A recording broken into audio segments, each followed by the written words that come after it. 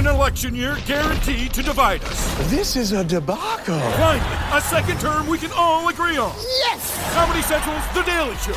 Mondays with Jon Stewart. Tonight at 11, 10 Central on Comedy Central. And next day on Paramount+.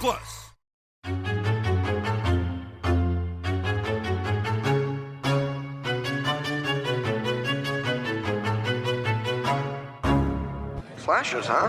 What's your favorite scary movie? Not that one.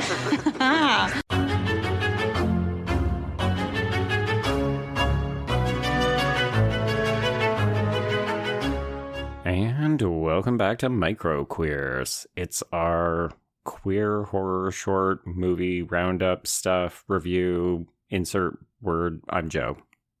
I'm Trace, and everyone, welcome to our sporadic micro-queers entry. We're discussing Clare Cooney's new slasher film, queer slasher film, mind you, Departing Seniors.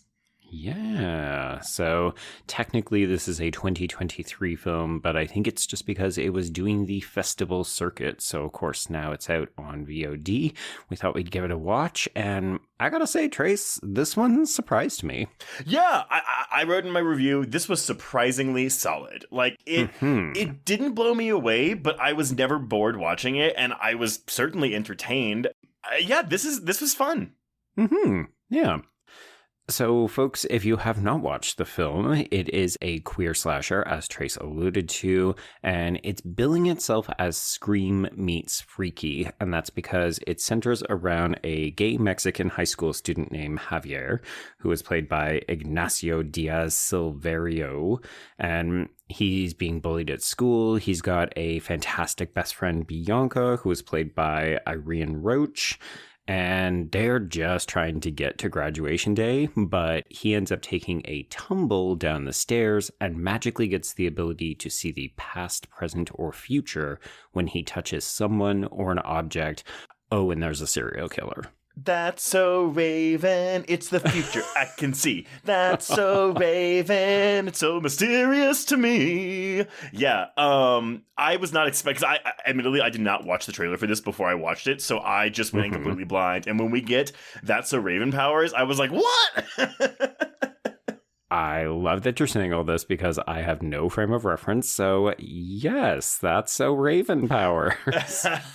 Well, so like what I was expecting, because I actually don't think we use these powers enough. Or I'm sorry, we use them a lot, but like it doesn't really come to much. No, it doesn't really come to much. And like the whole thing with, That's so Raven was a Disney Channel show. And then there's, of course, other things that this is like, I think Bianca even name drops, like the Dead Zone and things like that in the movie. But, she would always have a vision and she would always try to stop it. But oops, of course, the action she used to try to stop it would actually cause the thing to still happen.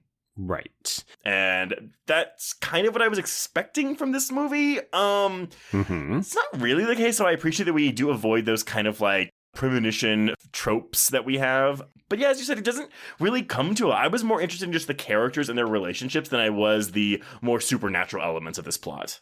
Right. It's a bit of a marketing gimmick. I think it's an easy way to sell a feature because particularly when you say, oh yeah, it's Scream meets Freaky, it's not, body transfer. It's not that level of supernatural. In some ways, it's almost a little bit more Happy Death Day, but it really is all about how Javier is trying to solve things. And like you said with That's so Raven, it just doesn't really help him. It just kind of moves him along. And in some ways, I like that we didn't end up relying on that. It is really, as you said, more about the characters. Yeah, I mean, it is a thing too. Like, even as a slasher, like this film doesn't kill that many people in its runtime.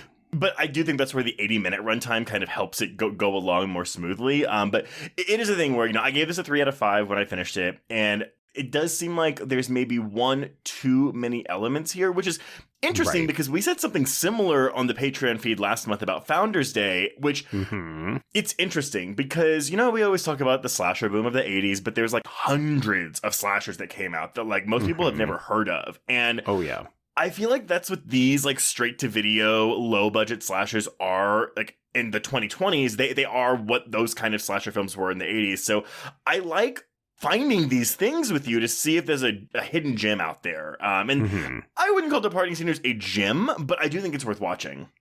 It's definitely entertaining. Like, one of the big selling features, and I think the reason we both immediately said, oh, the powers aren't that big of a deal, it's really more interesting to talk about the characters, is because the characters are fairly well-rounded. Like, I actually found myself not missing the supernatural power element of the film because I was just enjoying spending time with Javier and Bianca. Well, it was kind of a thing where every time we got a premonition, I was like, oh, right, we're doing that in this movie. Yeah, which is maybe suggesting that we should have either used it more or found a way to make it a little bit more impactful. I mean, in some ways it feels like it's a big lead up to the, I'm not going to say twist, because it feels like we reveal the killer and then as soon as you see it, you think, no, it can't be that easy. And lo and behold, it's not. No, but I mean, and look, I am not trying to like toot my own horn here, but I did call the actual killer pretty much from minute one because, I mean, we're going to spoil this, everyone, but the killer in this movie is Lizzie McGuire movies, Yanni Gelman, Paolo himself. Oh my God. No, because it's so funny because I messaged you and I was like, well, he was the only name in the movie. And then as soon as I said it, I was like, oh my God, Joe's probably laughing at me for calling Yanni Gelman a name in this movie. I mean, he is. He's had a storied career. He's also the prominent adult in this film. Well, that's the other thing, too. So many times I was like, where are these kids' parents? Like, I know we see Javier's father once, and we see, I think, bitchy Ginny's mom once, maybe? But you know, that's par for the course with teen slashers. Oh, sure. Yeah, because parents don't matter. And of course, I mean, it's almost even surprising that we see Ginny's mom, except to prove that, of course, she's kind of a terrible parent, which maybe explains how we got to the Ginny of it all. Well, thoughts on Ginny, but yes. Well, speaking of, why don't we run down some of these characters and just give our impressions of them? So we talked a little bit about Javier and we've talked about Bianca. So what did you think about uppity bitch Ginny, who is in contention for valedictorian and is dating homophobic bully jock Trevor, who is played by Cameron Scott Roberts? So I thought she was fine. Honestly, it was interesting. So like the vibe of this movie I was getting, you know, I know you kind of commented on, oh, it's like Scream meets Freaky, which is what the press note was saying.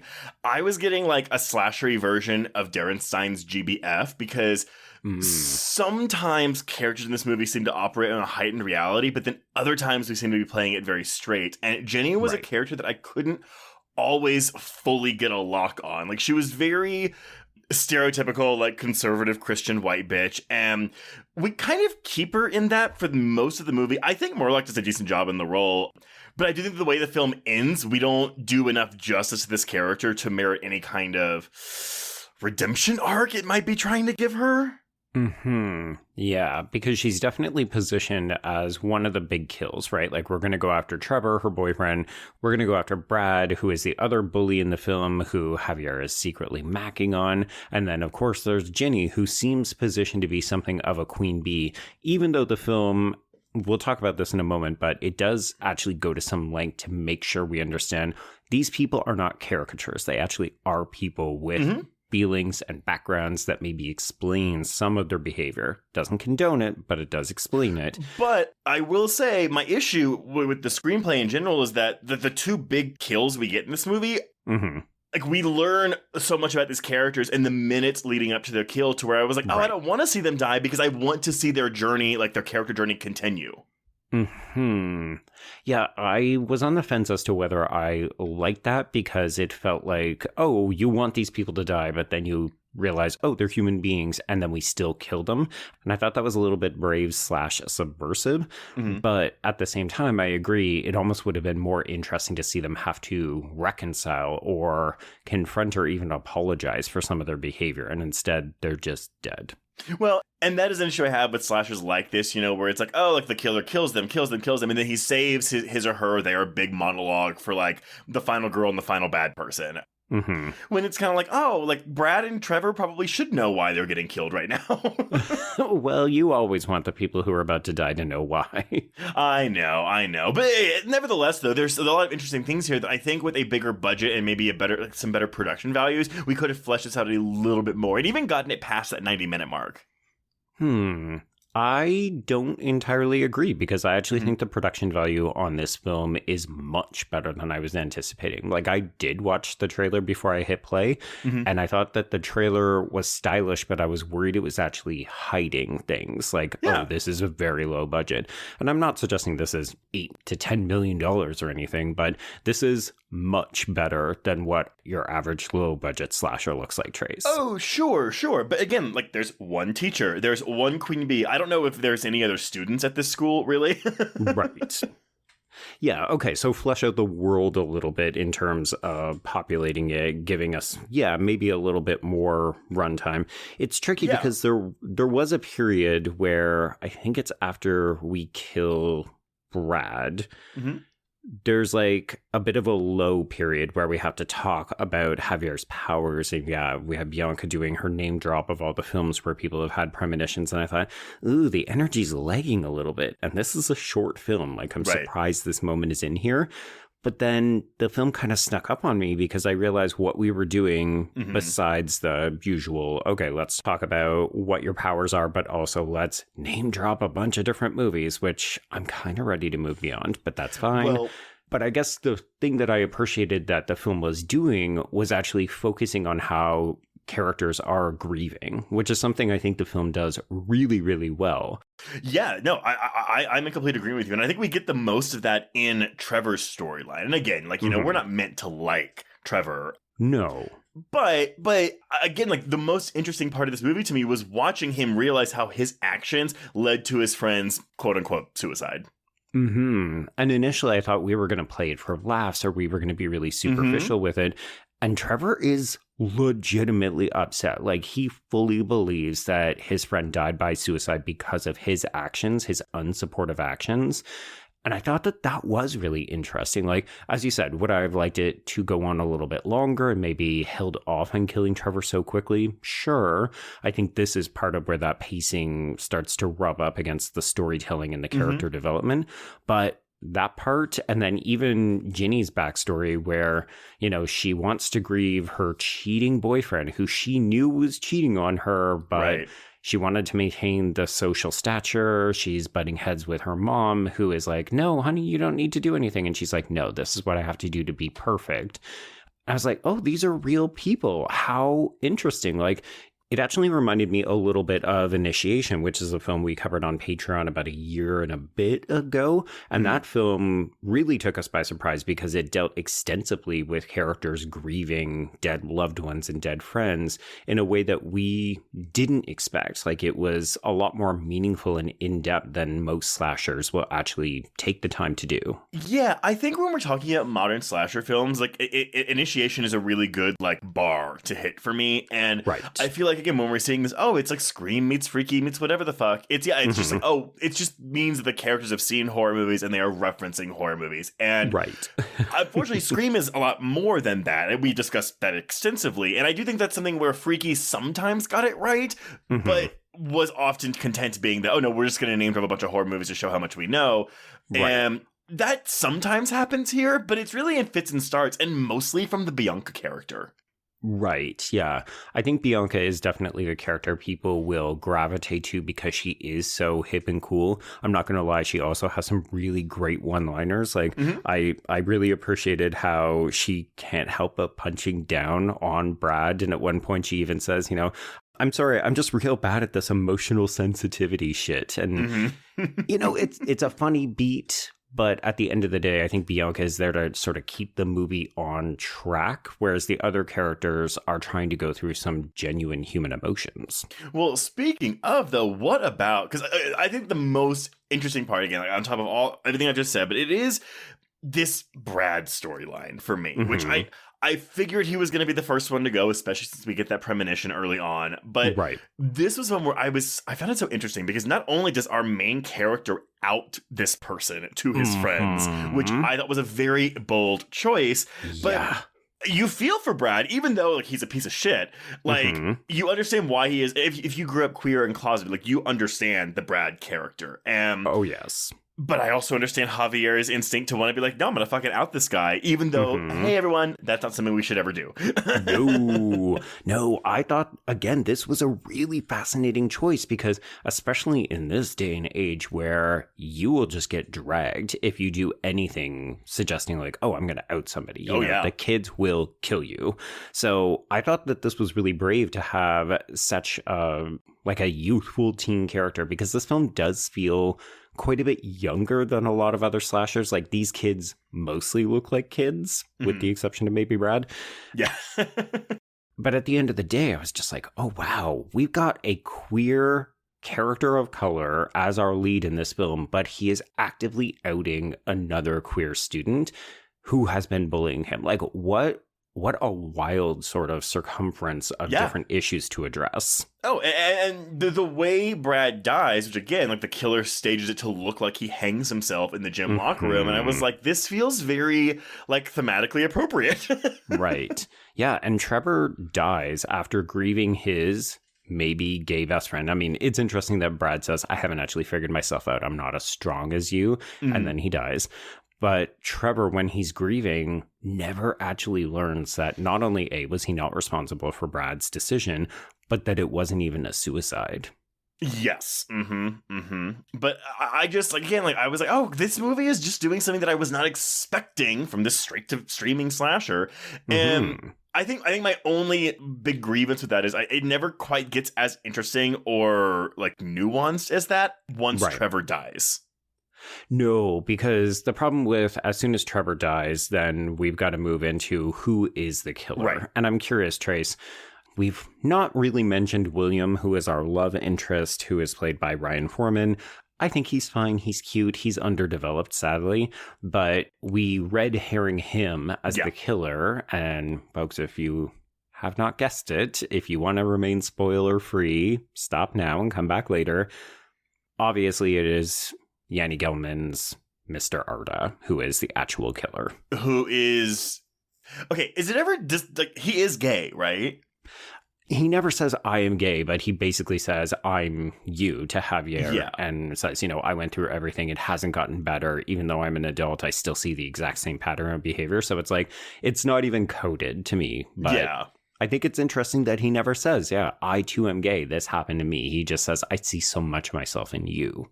Maybe it's because screenwriter Jose Nateras is trying to, I don't know, like, give us everyone a common ground. Like, it's not, yes, okay, like, he was bullied too, but we're not saying that he's queer because bullying in general is bad.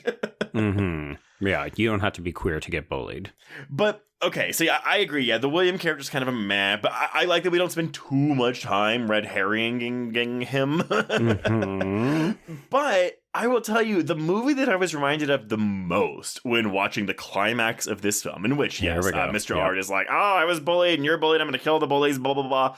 But also I might kill you because you're in my way and I've got to execute my plan, which makes absolutely no fucking sense, but okay. Yes. And then Javier's like, oh, but don't do this. Like, you don't want to be the bad guy, blah, blah, blah. You don't kill people, even though they're horrible people, blah, blah, blah. They slash them. Ding, ding, ding. I was actually waiting for it because I watched this ahead of you. And then I was trying to not spoil the experience for you. But I was just like, I wonder how long it's going to take him to A, bring up fucking Lizzie McGuire, Paolo. And also B, how long it will take you to make that connection to they slash them. Well, so, okay, but that's what I want to focus on before we, like, close all this out. Like, because, you know, we have a discussion before all the fervor of they slash them came out. So we recorded that, you know, before it came out. Right. How does this compare to you and how it's handled compared to they slash them, you know, where it's like, hey, y'all, we as queer people need to be the bigger people and not, like, seek murderous revenge on our tormentors? Yeah, it's interesting, right? Because I feel like this film is doing a better job of having the conversation throughout, whereas they slash them reserves everything until the last minute to say, oh, I'm also a victim or survivor of bullying, but I've decided to be rageful. And I still maintain that film felt like it was having a generational debate. You know, there was one generation, the older one, who said, fuck you, I've already lived through this. I'm going to kill anybody who does this. period, and so on. And the younger generation was saying, like, no, we can actually be better than this. We can work our issues out and so on. And I still maintain that I found that interesting, even if it wasn't giving people what they wanted. Whereas this film seems to be, I think it's dancing around that, but because Javier knows that this is happening the whole time, he seems better prepared for it. Like throughout the whole film, he's saying, yeah, these people are garbage, but I don't want them to die. I think that's correct. I mean, we even have Bianca ask him straight up, like, why do you care what happens to these people? And so I think you're right. I think the fact that the film is having this conversation throughout its runtime, as opposed to saving it for a last minute reveal, helps. I mean, they/them, which I thought was fine. I'm definitely on the minority in that one, but like, there were other script issues with that and its killer reveal on top of the whole, like, you know, be the bigger person, like, discourse. I confess, I am shocked Ginny makes it out of this movie alive. Yeah.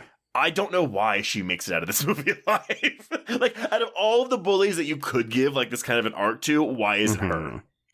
Yeah, I don't know why her specifically. It just kind of seemed like she was the last one, and we decided to make a decision, to up the stakes, we're going to have one person still be in the mix, and then it's a question of who's going to either try to save her or will she help them to help herself. Right. Yeah, and it's, you know, kind of interesting. I think it would have been more interesting if we had either Trevor or Brad in this role, because their arc is very much the focus up until their death, and I just don't think Jenny has that much of an arc in this film.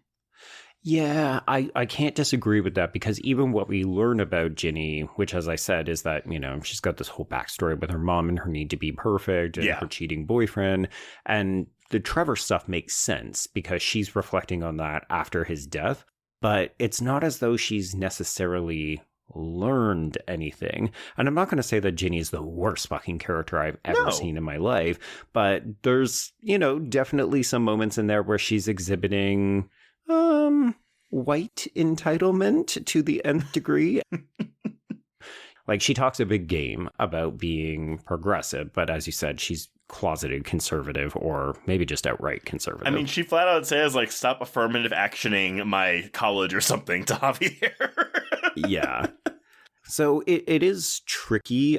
You know what? I'm actually circling back to agree with you that I do wish this film was longer, if only so we could have had some more of those moments. The problem is that by the time we expose Mr. Arda and then we have the big fight sequence, the film is basically over. So it's not as though we can hit pause and say, ooh, we're just going to delay the climax so that we can unpack this a little bit. Yeah, and it's a thing where it's like, you know, I get it. We're in a slasher movie. We have to knock, well, I was going to say we have to knock bodies off, but we only kill 3 people. One of them is in the opening credits of the movie. Name that character? We don't know.